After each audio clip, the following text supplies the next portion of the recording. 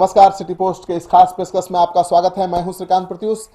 झारखंड में पहली बार लगातार 5 साल तक मुख्यमंत्री बने रहने का रिकॉर्ड बनाने वाले रघुवर दास को झारखंड की जनता ने बाहर का रास्ता दिखा दिया है।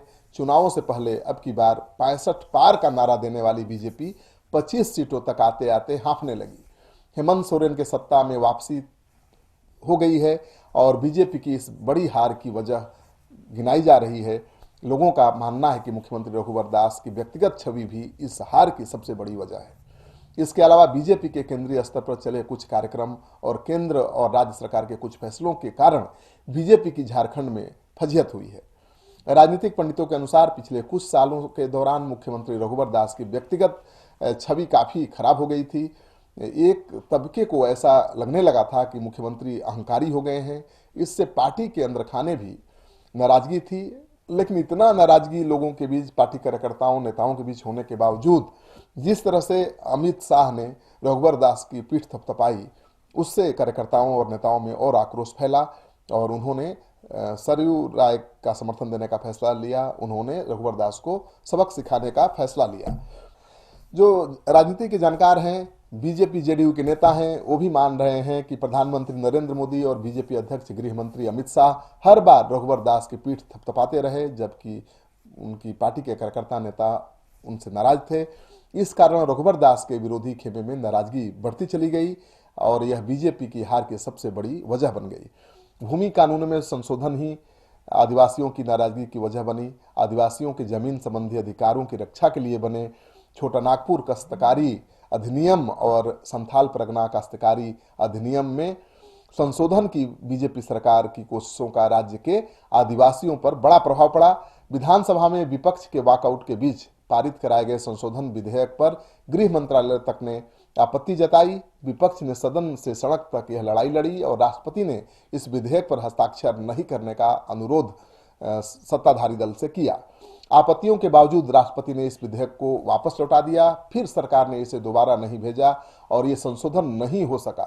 इसके बावजूद राज्य भर के आदिवासी समाज में इसका गलत मैसेज गया। बीजेपी आदिवासियों को यह समझाने में नाकाम रही कि यह संशोधन कथित तौर पर आदिवासियों के पक्ष में थे, उनके हितों की रक्षा करने वाले थे। भूमि अधिग्रहण कानून में संशोधन की कोशिश भी बीजेपी पर भारी पड़ी और भूमि अधिग्रहण कानून की कुछ धाराओं को खत्म कर उसमें संशोधन की कोशिश भी आदिवासियों की नाराजगी की सबसे बड़ी वजह बनी। विपक्ष ने एक निजी कंपनी के पावर प्लांट के लिए गुड्डा में हुए जमीन अधिग्रहण के दौरान लोगों पर गोलियां चलवाने के आरोप लगाए। इसमें आदिवासियों और दलितों की जमीनें फर्जी ग्राम सभा के आधार पर जबरन अधिग्रहित कराने तक के आरोप लगे थे। सरकार यह समझ ही नहीं सकी कि इसका व्यापक विरोध होगा। इससे लोगों की नाराजगी बढ़ती चली गई। मॉब लिंचिंग और भूखमरी भी झारखंड चुनाव का सबसे बड़ा मुद्दा था विपक्ष का। हेमंत सोरेन कह चुके थे कि झारखंड अब लिंचिंग पैड बन चुका है। पिछले 5 साल के दौरान झारखंड के विभिन्न जगहों पर हुई मॉब लिंचिंग में अल्पसंख्यकों को निशाना बनाए जाने और भूख के कारण हुई लोगों की मौत होने जैसे मामलों भी बीजेपी सरकार के खिलाफ गए और लोगों को लगा कि यह सरकार अल्पसंख्यकों के विरोध में काम कर रही है, भूखमरी और बेरोजगारी दूर नहीं कर पा रही है। इस दौरान मुसलमानों और ईसाइयों पर हमले और मॉब लिंचिंग में उनकी हत्या की घटनाएं भी सरकार के खिलाफ गईं। सामाजिक कार्यकर्ताओं ने इस मामले को देशव्यापी स्तर पर उठाया। विपक्ष ने इसे चुनावी प्रचार का हिस्सा बनाया और रघुवर दास की सरकार लोगों को अपने जवाब से संतुष्ट नहीं कर पाई। धर्मांतरण कानून को लेकर मुख्यमंत्री के सार्वजनिक बयानों के कारण ईसाई समुदाय में काफी नाराजगी थी।